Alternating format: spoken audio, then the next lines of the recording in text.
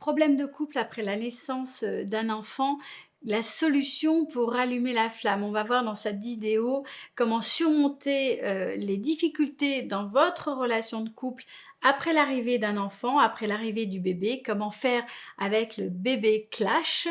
Je vais vous donner dans cette vidéo, des réponses, très spécifiques pour pouvoir rallumer la flamme dans votre relation de couple. Bonjour, je suis Myriam Bidot, je suis coach et thérapeute de couple depuis 2009. J'accompagne ici dans mon cabinet près de Lyon et à travers mes programmes de coaching à distance. Alors, comment faire quand on rencontre des problématiques après l'arrivée d'un bébé? Alors c'est quelque chose qui est très fréquent, je le vois tous les jours. Ça peut être après la naissance du premier, ça peut être après la naissance du deuxième, ça peut être après la naissance du troisième enfant.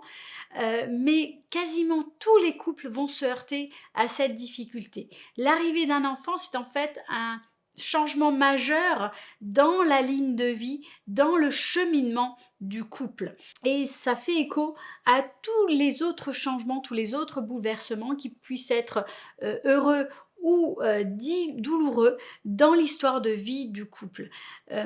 Bien sûr, il va falloir faire face à une période intense de ce qu'on appelle le maternage, mais ça peut aussi s'appeler le paternage, parce qu'en fait, le tout petit enfant a besoin à un moment donné que le couple et la maman vraiment se replient un petit peu sur lui pour lui apporter les premiers soins, mais ça dure vraiment que quelques mois.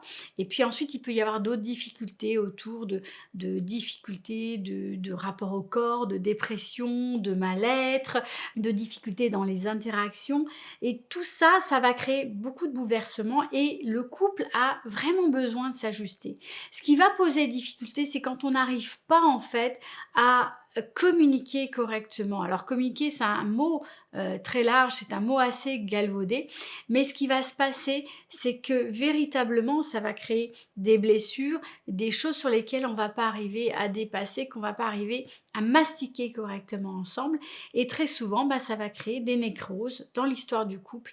Et ça va souvent se répercuter parfois des années après la naissance de cet enfant-là. Souvent, les couples viennent, me disent: «Oui, mais en fait, ça va pas depuis la naissance, du deuxième ou du premier ou du troisième». En fait, le premier, le deuxième ou le troisième ont déjà plusieurs années, voire parfois une dizaine d'années. Alors, première chose, première clé, je vais vous en donner, 2 dans cette vidéo, mais déjà, enfin, la chose à comprendre, c'est que tout ça, c'est parfaitement normal. Ça fait partie de l'histoire de vie du couple. C'est ça l'aventure du couple. Donc déjà comprendre que c'est normal, c'est quelque chose d'important. Comprendre que ça fait partie de votre cheminement de couple, c'est très important. Ensuite, c'est sortir de la rancœur. Bien sûr, c'est difficile parce que quand on a l'impression que l'autre n'est pas là pour nous, quand on a l'impression qu'on n'arrive pas du tout à se ressentir, quand on se loupe constamment, quand l'un et l'autre commencent à s'enfermer, c'est extrêmement douloureux et ça crée des blessures profondes.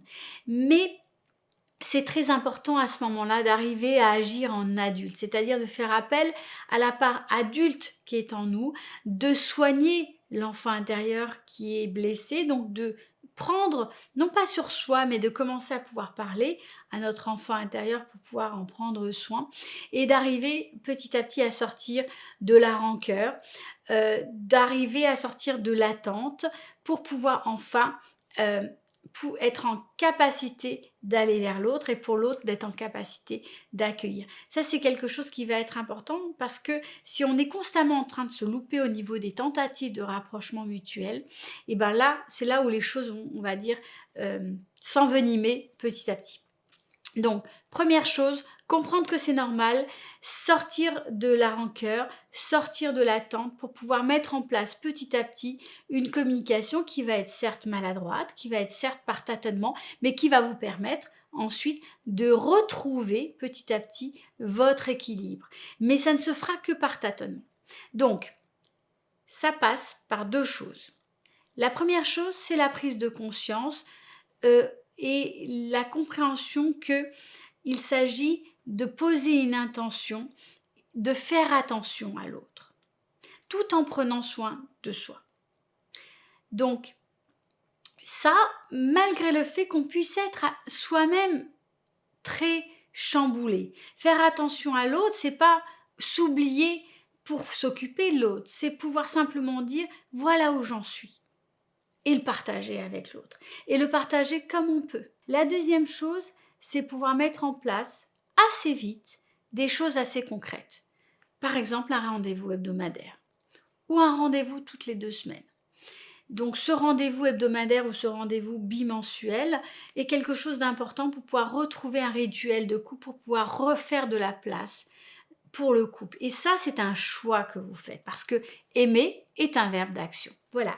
J'espère que cette vidéo vous a plu. Si c'est le cas, je vous invite à la liker, surtout à la commenter. Je serais très intéressée de savoir ce que vous avez fait pour déplacer vos problématiques de couple après la naissance de votre enfant, que ce soit le premier, le deuxième, le troisième ou le quatrième. Sous la vidéo, regardez, vous avez des ressources qui sont offertes. Vous avez notamment le kit de survie de la communication en couple qui pourra vous donner des clés supplémentaires pour pouvoir rétablir une communication qui soit saine et fonctionnelle dans votre relation de couple. Je vous dis à très bientôt.